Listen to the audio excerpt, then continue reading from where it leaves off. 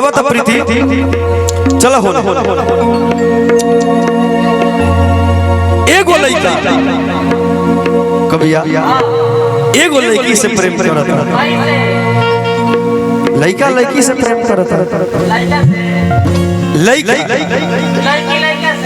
हाय लड़की से प्रेम करता प्रेम करता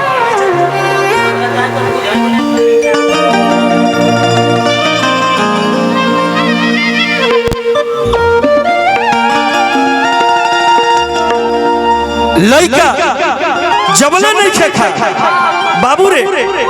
तबले लड़की नहीं खेखा लड़का जबले नहीं खे सूत तबले है लड़की नहीं खे सूत रत वीडियो कॉल पे बात होता ए प्रीति तनी अपन एप्पल निकाल हेने घुमा हेने कार कौन है Vivo 29 होता है तो तोर पुरान हो गई एप्पल ले 59 अच्छा 15 ले लड़का कहता का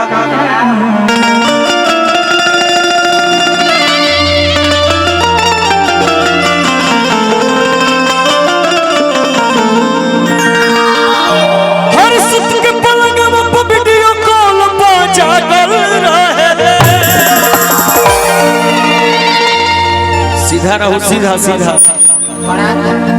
बड़ा का छोटा खुशी में प्रीति में ना खुशी हर किसी के पलंग में वीडियो कॉल बाजा कर रहा है ये भाई विकी भाई जब रात में वीडियो कॉल पे बात होती हम नया लड़के तो है कुछ मन हमरो कही हम अपना प्रेमिका से ज्यादा ना एक के बात नहीं जानते रखा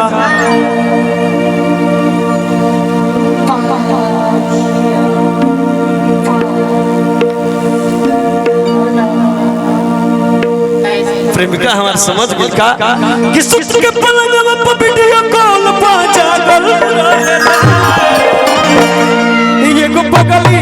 हाय पगली ये को पगली हमारा प्यार पगल रहे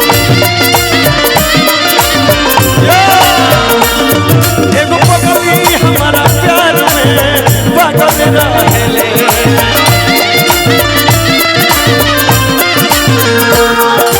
सुत के पलंग में वीडियो कॉल बाजा कर रहे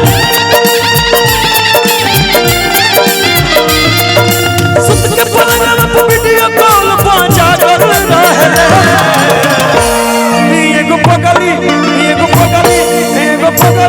हमारा प्यार में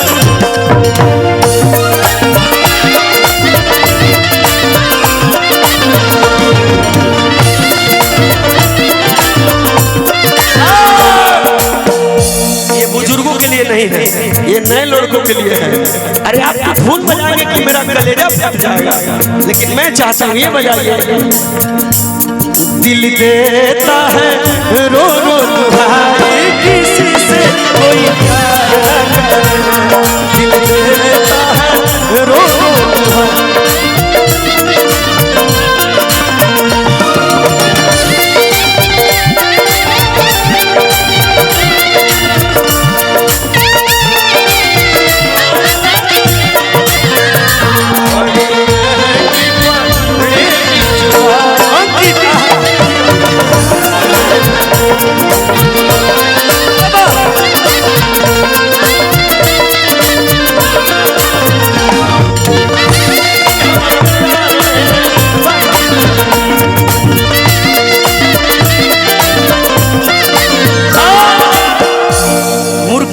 मुर्गी का जमाना खत्म हो गया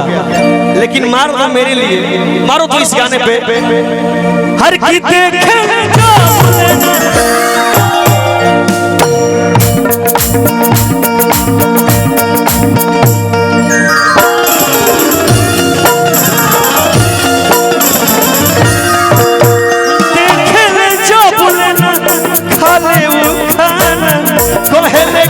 जीवानी कोरी का जमाना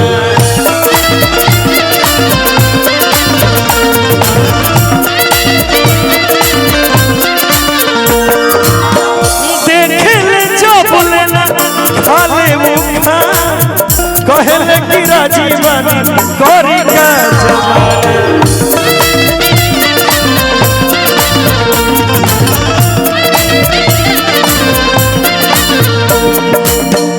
ये अनुपमा जी और हमार पगली मन कैसे लगावे बिजल में तुम रहे मिठू मिठू बोल के उबाझल रहे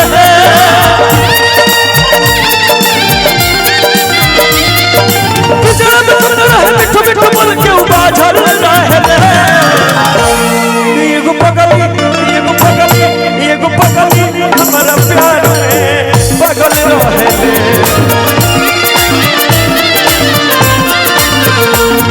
एगो पगली हमारा प्यार में पागल रहेले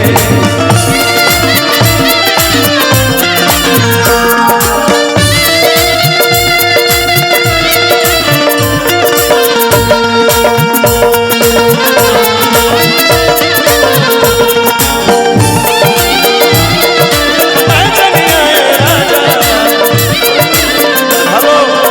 भैया रुको ना, ये मेरा शेर है छोटा भाई चंदन यादव। अब तू आ गई आ गोलू आ गई अनुपमा आ गई तो हमार मेहनत कम हो गई। अरे एगो पगली हमारा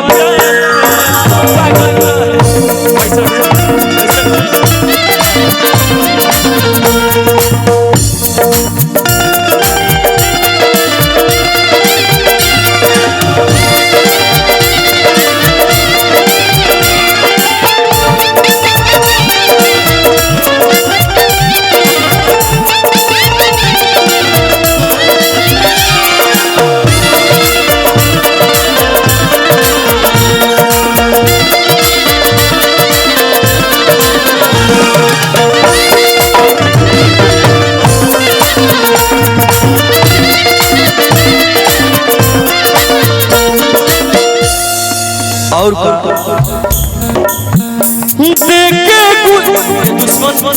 ये दो प्रेमी के बीच में ये विलेन कहाँ से आया भाई?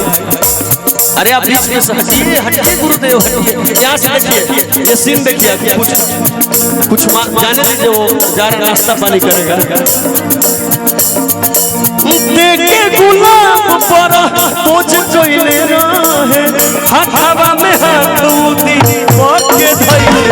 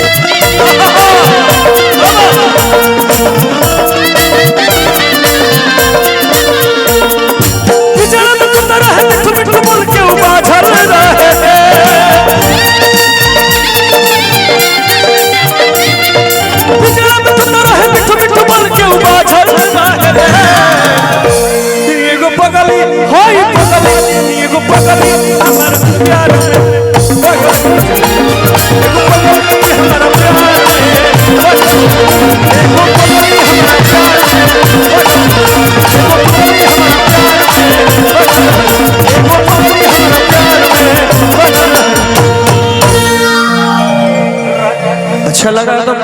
एक ताली बजा दीजिए आप लोग बस। चलो विक्की भैया।